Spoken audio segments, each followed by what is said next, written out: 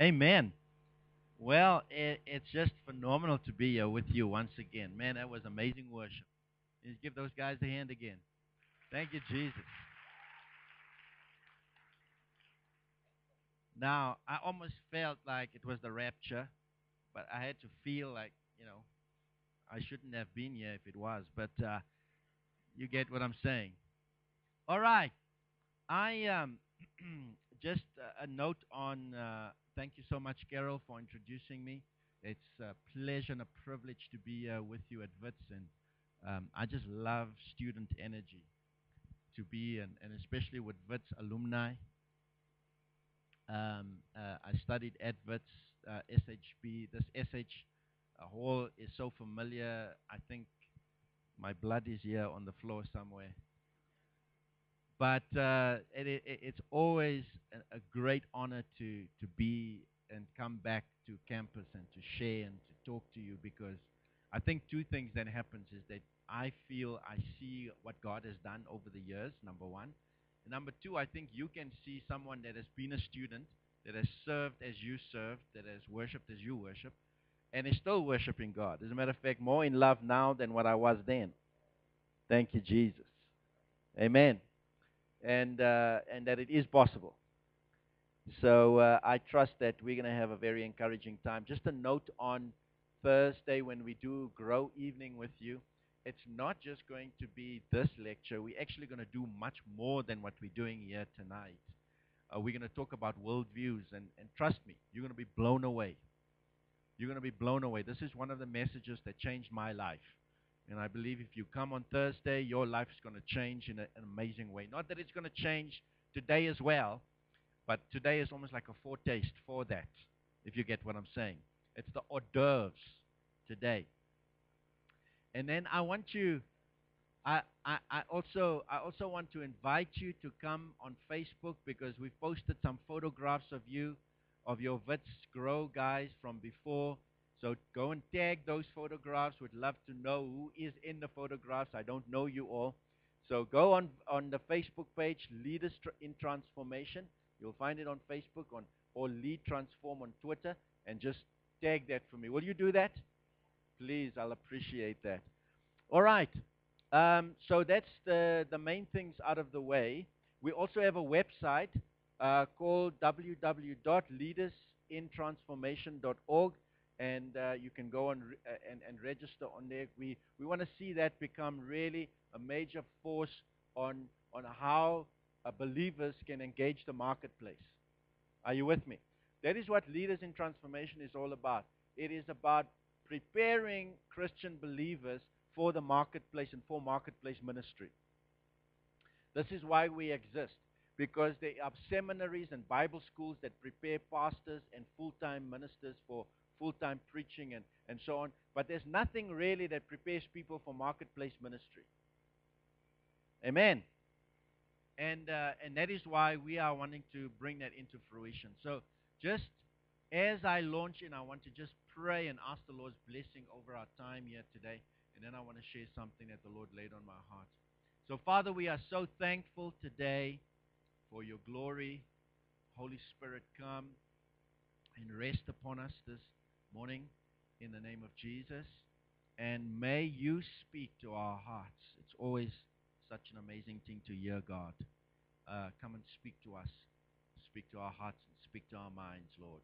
Even as I speak, Lord, it's just I hide behind the cross this morning, asking you to take over and form and shape the words that come out of my mouth. In the name of Jesus, we praise you and we worship you. Folks, while we're in that moment of prayer and just quietness before the Lord, I felt as we were worshiping this morning, I just heard two words: no compromise.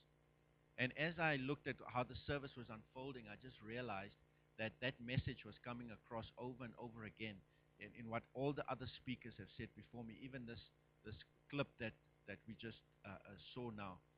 No compromise. And I want to read for you a scripture out of James that the Lord spoke to me when I was a student living in Braamfontein, attending Wits Medical School. James chapter 1. You don't have to go there. I'm going to read it for you. You can write it down. James chapter 1 from verse 2, and I'm going to read till verse 6. It says, "Count it all joy, my brothers, when you meet trials in various kinds, for you know that the testing of your faith produces steadfastness. And let steadfastness have its full effect, that you may be perfect and complete, lacking in nothing. If any of you lacks wisdom, let him ask of God, who gives generously to all without reproach, and it will be given to him or her." Verse 6, and this is my crux. "But let him ask with faith, no doubting. For the one who doubts is like a wave of the sea, being driven and tossed by the wind. For that person must be supposed that he will receive anything from the Lord. He is double-minded man, unstable in all his ways." And the Lord spoke to me through that scripture. And this is what he said to me when I was a young man, that he wants me to live with no compromise. And what that means is that I must have no other options but him. Does that make sense? Because the moment we have other options, we cannot stand fully in the thing and be convicted by what we stand for. And so when we do go to cat's pajamas or wherever else, we will be tossed by the wind of that place. Does that make sense? So each one of us need to make a decision that who we will serve. Are you with me? Who we will serve. Let us not be one mind today and then another mind tomorrow. But whether we are amongst believers, whether we are amongst non-Christians, whatever the case may be, you must feel the conviction to say to your friends, this is what I believe, and that is why I'm not going to go there. Amen. Now, that kind of life is what we are called to live. The moment we are double-minded, we disconnect from the source. And that shuts us off, and then we get onto the slippery slope. So I want to challenge you today with this word, and I believe it's a prophetic word by the Spirit of the Lord, that you live with no compromise. Make up your mind to live with no compromise. Amen. Leaders in transformation. So that is, we're talking about ideas that shape history. And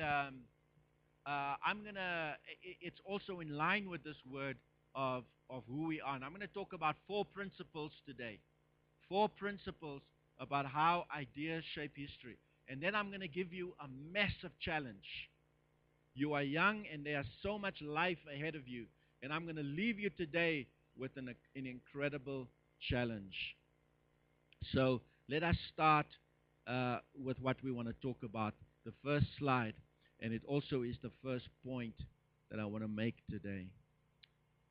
And as you can see there, ideas and the prevailing beliefs is what shape history. Can you believe that? And today you and I are in an incredible position that you and I have the ability and the potential to change the course of history. Becoming a history maker, becoming a world changer is very much possible and within the grasp of each one of us here today. This is what Benazir Bhutto says. You know that she was the Pakistani minister in Pakistan, but these words ring through all, it's all the ages. She said, "You can imprison a man, but not an idea. You can exile a man, but not an idea. You can kill a man, but not an idea."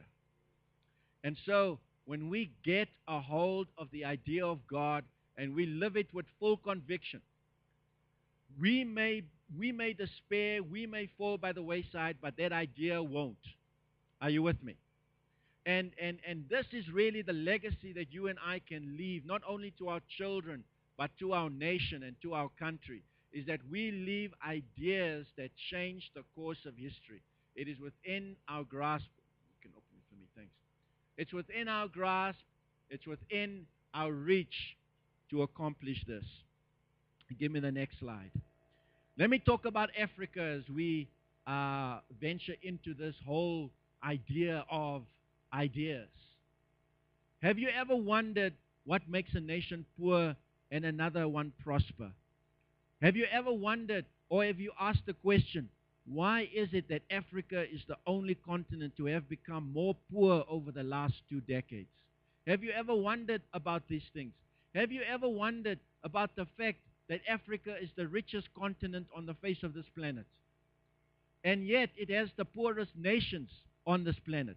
Have you ever wondered about that? Have you ever wondered? Because I wonder about it all the time. How is that possible?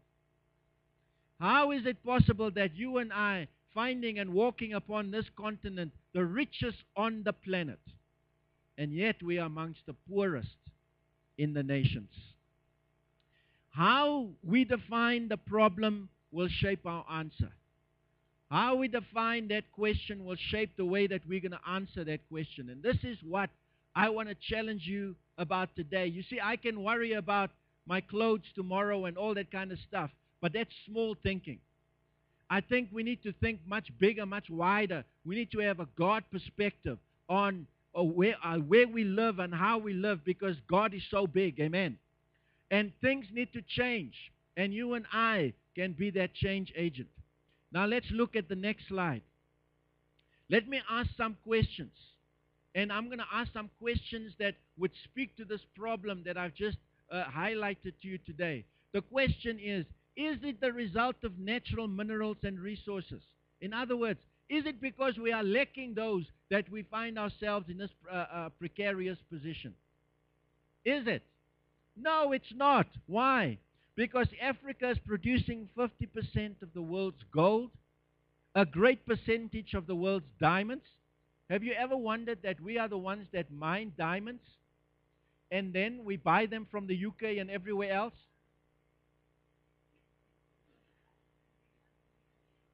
Have you ever wondered about that? And then we pay a high premium price on that? Especially for the rands, as your pastor has pointed out. You said rands, eh? Rings. But also for the rand.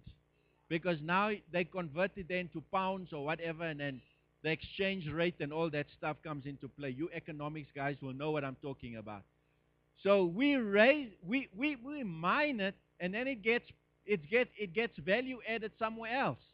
It's kind of, like one shop that I saw in Zimbabwe. The shop said this. It says, low prices are born here, they raise somewhere else.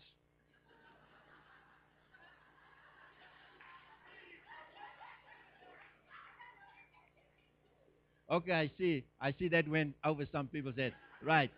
Okay. Now that is that was the kind of the logo on one shop that I saw in Zimbabwe. But it's the same here. Diamonds are mined here.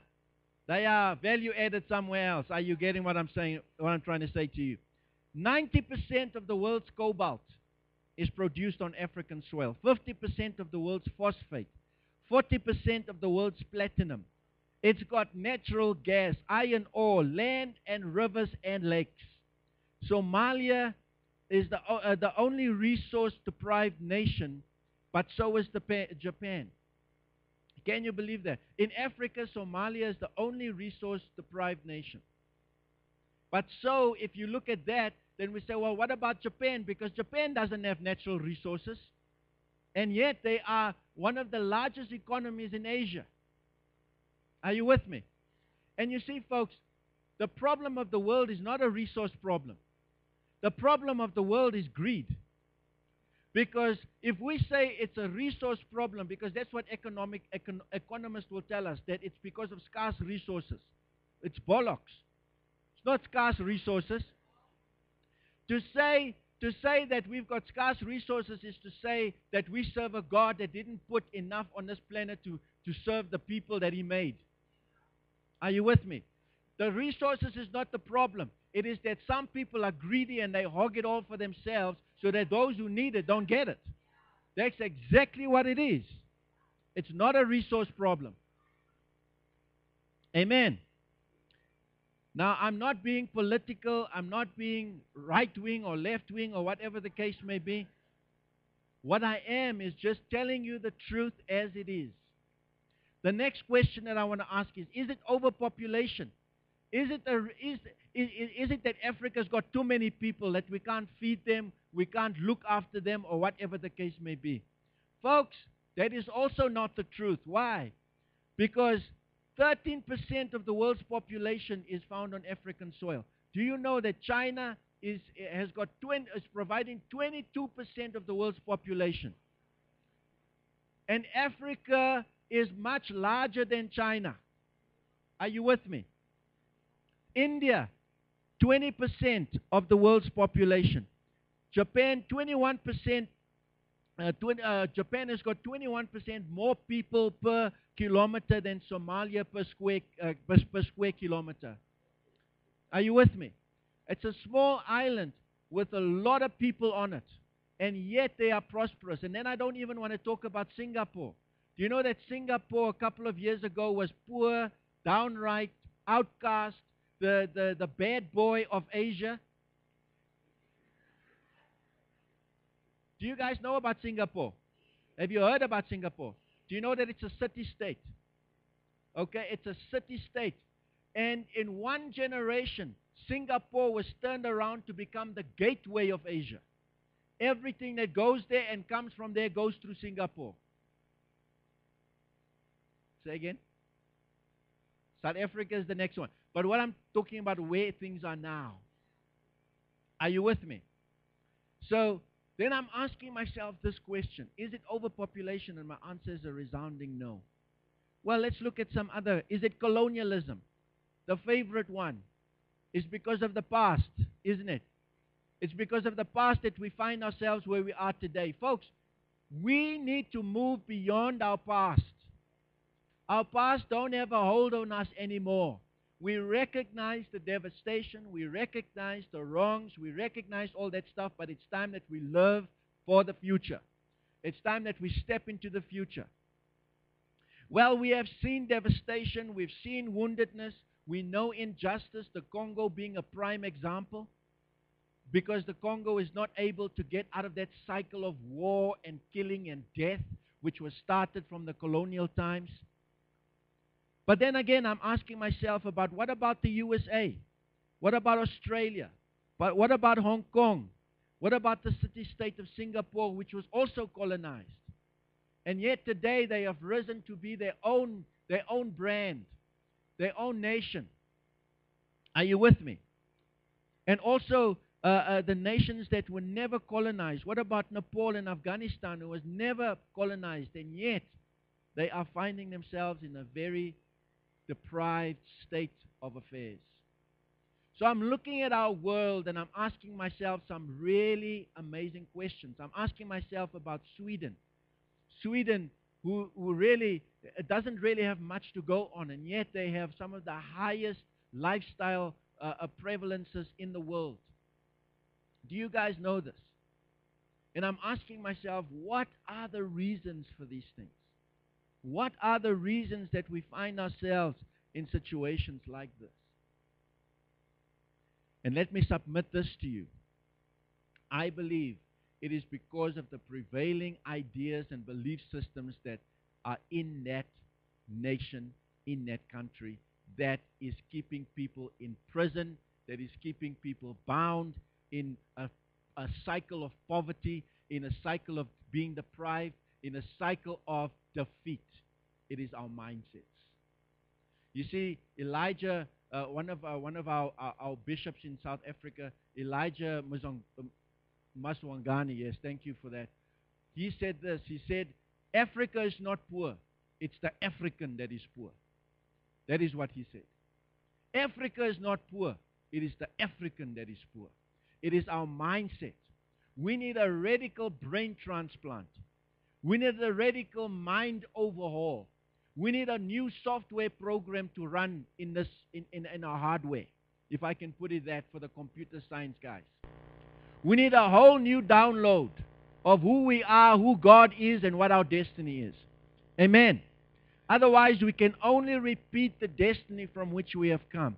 And I want to use India as an example. You know that India is the second most populous nation in the world. In 20 years' time, it is said that they will overreach China in having the most people on the face of this planet. Do you know that in India, they have, in my opinion, a couple of things in their mindsets that keeps them in a cycle of poverty and depravity.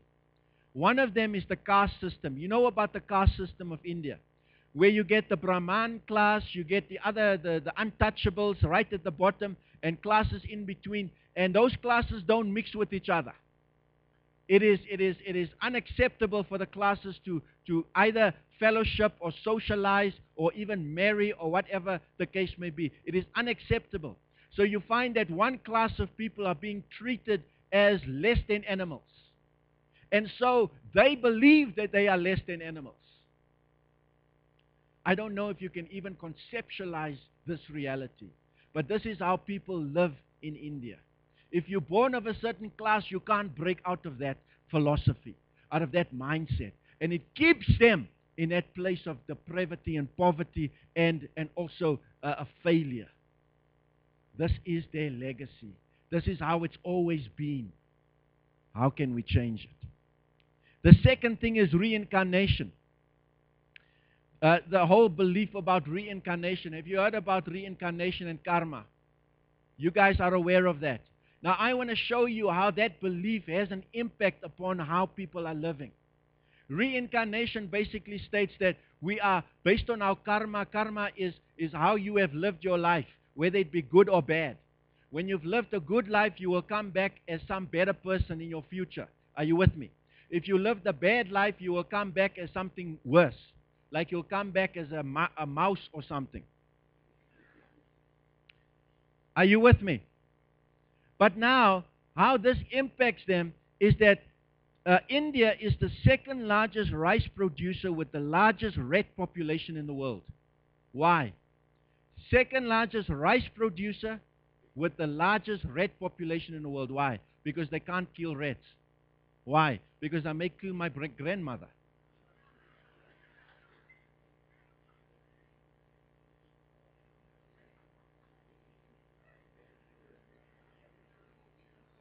Are you guys with me? Now just listen to me. Just listen to me. Just listen to me for a moment. Now we laugh about that. We make jokes about that. We think that's funny. But for them, that's life. I can't kill that rat because it may be my grandmom. It may be my family member. So that rat is wreaking havoc in the rice fields. So people are deprived of food because they can't kill the rodent that is taking out the food. I don't know if you can see that mindset. The resource is not the problem. It's a mindset. It's a belief system that's keeping people in bondage. Now let me talk to you about cow worship. Do you know that they worship the cow as God? Cows walk around free in India. Nobody can touch it. So on the one corner, you'll have a man that is half skin and bone. You'll have a man that is sitting on the corner, skin and bone, can't eat, and here's meat walking past him.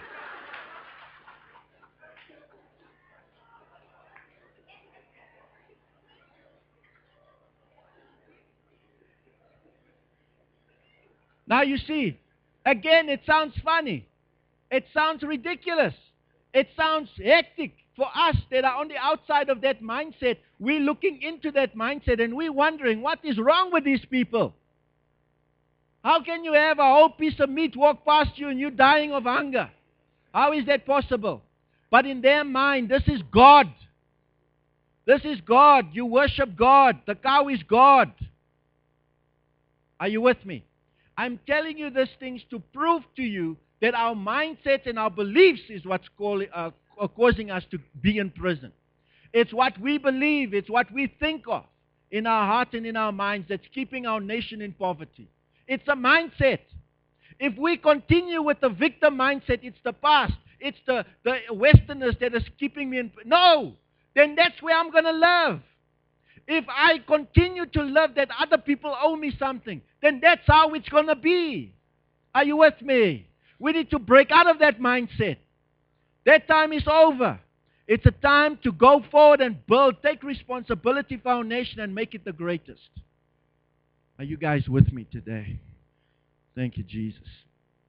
Folks, I can't tell you the extent. There are over 280 million cows in India roaming free. And more than 500 million people that are starving. Just look at those numbers. And it's all a mindset problem. It's all an idea problem. Ideas shape history.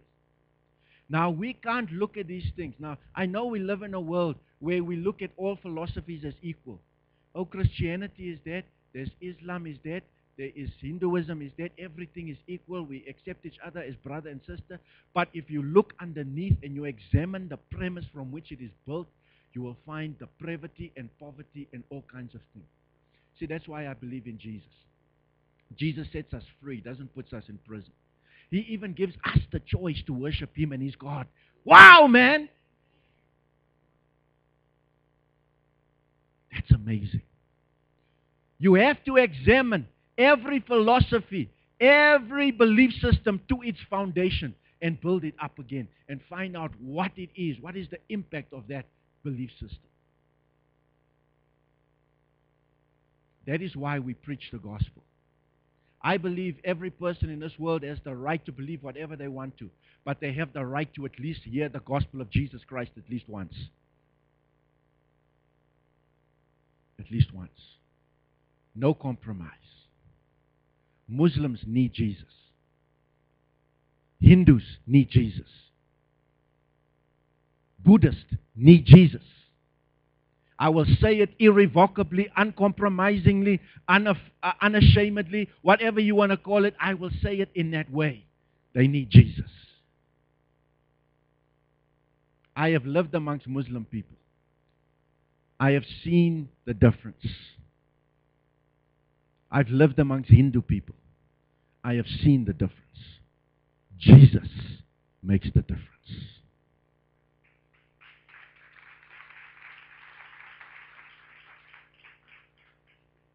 Now, I'm not going to bash them over their head because I'm going to approach them with love. But I'm going to approach them from the point of view that they need Jesus. Are you guys with me today? Let's look back at Africa. Prevailing ideas and beliefs. So what are the prevailing ideas and beliefs that drive the giants of poverty, injustice, AIDS, and corruption in Africa? Folks, I'm going to refuse today to give you an answer. I'm going to ask you to search the answer. I'm not going to delve in and give you a solution. I'm going to ask you, what are the mindsets that are keeping us as South Africans and we as Africans in bondage? What are those mindsets? Let us examine it for ourselves. And let us think about that. Let us meditate on that. Are you with me? I'm going to give the second point, and that's my next slide. The second point that I'm making is that the battle for the nations is a battle of ideas. Folks, the battle that is being waged in the spiritual realm is a battle for the mind and the heart of men and people. Can I say that again? The battle that's really being fought, it's not a battle of weapons, of mass destruction, or of guns, or of boats, or of machine guns and AK-47s and all that. It's not that battle. It's not a battle of bombs. It's a battle of the mindset of people. The belief systems of people. This is what we are battling for. Why? Because ideas have consequences, and our ideas shape our world. The highest and the prevailing idea is what will prevail. Are you guys with me? And that is why we need to know and get the ideas of God, because Paul says, I have the mind of Christ. And those ideas I need to live and I need to promulgate, I need to declare for it to become a reality. Secondly, the world is like it is because of the dominant ideas of the people. And right here, I'm going to pose my challenge to you. My challenge to you as young people who are going into different careers, my challenge to you is that you have a vision to occupy the highest level of leadership in that sphere. You know why? Because the prevailing idea of that sphere is what will prevail. We need Christians and believers in the highest places of office. Because that's where the ideas will have an impact. Have you ever wondered why you can have a so-called 90% Christian nation, but so much ungodliness? Because the prevailing idea is what will prevail. Who is in leadership will cast the prevailing idea. So you must have a vision to get into the SRC. You must have a vision to get into the higher echelons of your university, to have that influence. If you want to see a blessing come on WITS, if you want to see a blessing come upon this community of this university, you must be empowered to make that happen. Otherwise, it won't happen. If other philosophies, because every leader that goes into a leadership position goes into that position with ideas and with certain philosophies that they hold dear in their heart. They will go into that leadership position with those ideas. Why do you think that some minority philosophies are having such incredible influence? There we have the Scientologists. You know now this thing with Tom Cruise. You know why? It's because they have a foothold in Hollywood. They influence what Hollywood puts out. That's why Scientology is spreading like that. It's the prevailing idea. I am glad that Holmes lady got out of it.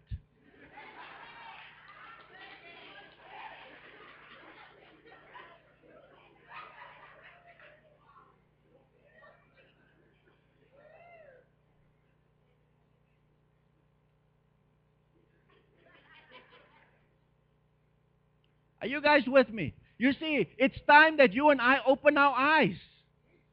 Folks, things happen to us. You feel like, I'm a Christian, I believe. Why am I suffering like this? It's because of who is in power.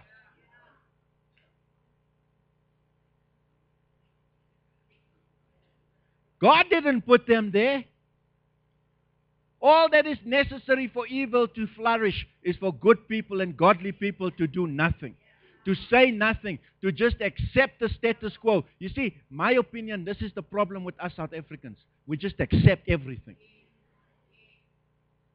Us South Africans, that is our problem. We accept everything. If I fail, it's okay. If there's injustice, it's okay. We are called to so much more. You and I are the solution. Now, I know it's uncomfortable. It's uncomfortable to think about being the president of the SRC. We think it's unspiritual, and it's uncomfortable. It's the very spiritual thing that you can do, is to go for that. Our schools are in trouble. They are not getting textbooks. Where are the parents? I am not even starting to blame the government. I'm asking myself, where is the parents of those children that must be asking those questions? Why isn't my child having a textbook? How is this possible? And other schools, they have it. It's not just the government. Where's the parents? As a parent, I must be on those school boards to influence righteousness on that school. I must be the salt and the light right there in that place to bring that change. We can't just throw everything at the government and say, why aren't they delivering? Why aren't we asking? Why?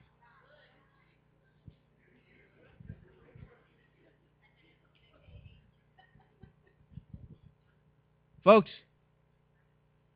a people deserve the leadership they have because they've put them there. And they've allowed them to do this and that. We have to keep our leaders accountable. I want to talk to you about another nation. Give me the next slide. I want to talk to you about North and South Korea. That is how it looks by satellite. This is by night. At the bottom is South Korea. At the top is North Korea. Can you see where the lights are? It's in South Korea. This is the same people I'm talking about. They are all Koreans.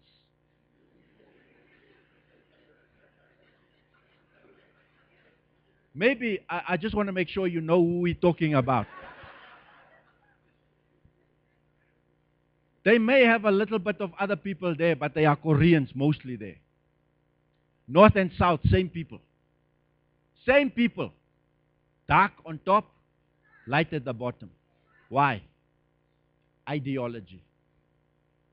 Give me the next slide. This nation was separated in 1948 along ideological lines, communism versus democracy. 1948.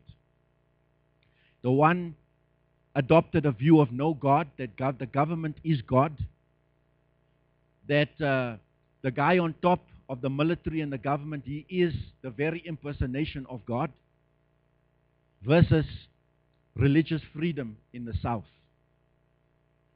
64 years of radical difference is due to a belief system and due to ideas.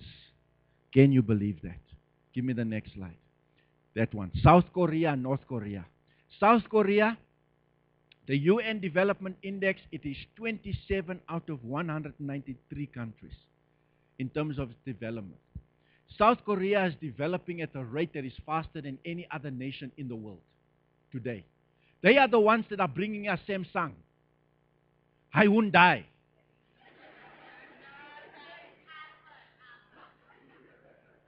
They are the ones.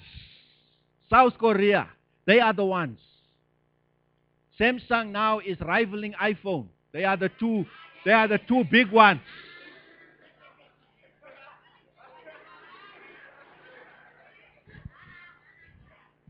I see there's some ideological difference.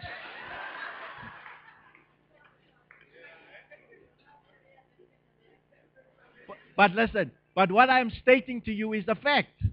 The two largest cell phone sales is Samsung and iPhone in the world today.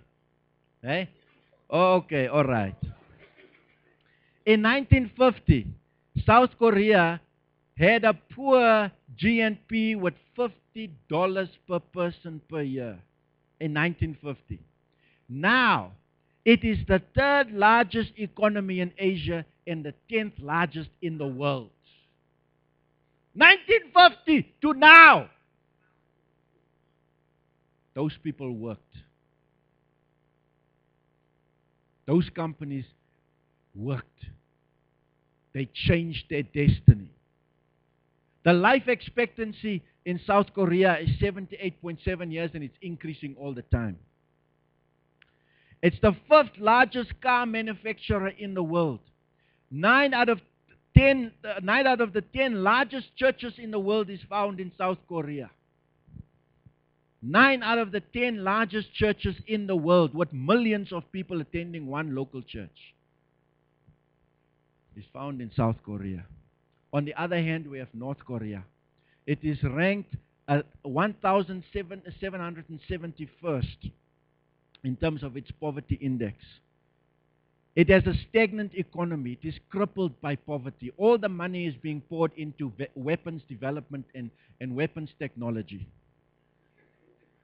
It is. It wants to take South Korea because of the richness in there. In 2011, 6 million people needed food aid from the outside. From the outside. Life expectancy is 24 years. And then you die.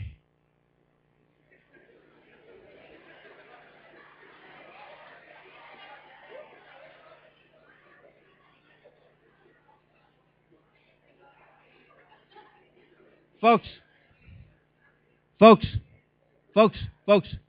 let me share with you a story about someone that was in South Korea. The testimonies that come out there is that people are living to die. They are actually, the government is doing everything in its power to prevent people to commit suicide. Because all they want to do from the moment they're born, they want to die. Because this world is too hard. It is too tough. Slave labor does not even compare. A whole nation. You know the South Korean team that came to play here in the World Cup?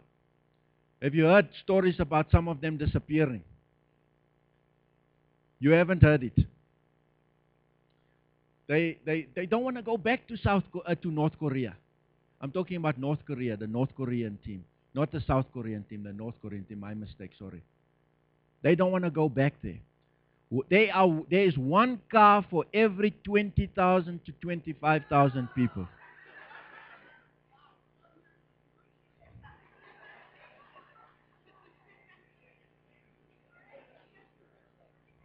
Not to mention, not to mention the persecution of Christians. This is what Vishal Magwalwadi said. He said, the kingdom of Satan begins when we turn away from truth to believe falsehood. When the mind is darkened, our behavior quickly becomes immoral. When most people in society turn away from truth, then that society confuses right with wrong and wrong with right. After affecting our mind and behavior, Satan then affects the social institutions which our darkened mind build and govern. The human institutions so affected become corrupt, wicked, and oppressive. Folks, do you know why the economy of this world is starting to crumble? Because at its core and at its foundation, it is built on greed. It's about me and what can I get out of it. When you build on that foundation, you will have all the poverty, all the problems, all the lasting things that are happening in our world. That's why it's crumbling, because God said, I will shake everything that can be shaken will be shaken, so that that which cannot be shaken may remain. Galatians 4 verse 8 to 9 says, formerly, when you did not know God, you were slaves to those who by nature are not gods. But now that you know God, or rather are known by God, how is it that you are turning back to those weak and miserable principles? Do you wish to be enslaved by them all over again? 2 Corinthians 10 verse 3 to 5. For though we live in this world, we do not wage war as the world does. The weapons of our warfare is not of this world. On the contrary, they have divine power. Now listen to how these weapons we have works. To demolish strongholds, we demolish arguments and every pretension that sets itself against the knowledge of God. We take captive every thought to make it obedient to Jesus Christ. The war is here. Truth of Christ's kingdom must replace the lies. The third point that I'm making is strong and healthy societies are built on truth. Hosea 4:6 says, my people are destroyed because they lack knowledge. The next slide shows us the more truth there is in a society, the more flourish that society will have. Are you with me? The less truth there is, the more deprived it will be. Then we have a story there of Daryl Miller, which is the next one. I'm not going to look at that. But let me say the next slide. Truth held in our hearts and minds shapes the outcomes not only of our lives but of our societies. Okay, the next one. The fourth point that I'm making, it says 3 there, but it should be the fourth point. We are to love God with all our hearts and with all our minds and with everything that is within us. What does the word all mean? It means all. It means no compromise. I belong to Him. I serve Him with everything, with all that is within me. Amen. This is what Tolstoy said. He said, everyone thinks of changing the world, but no one thinks of changing himself.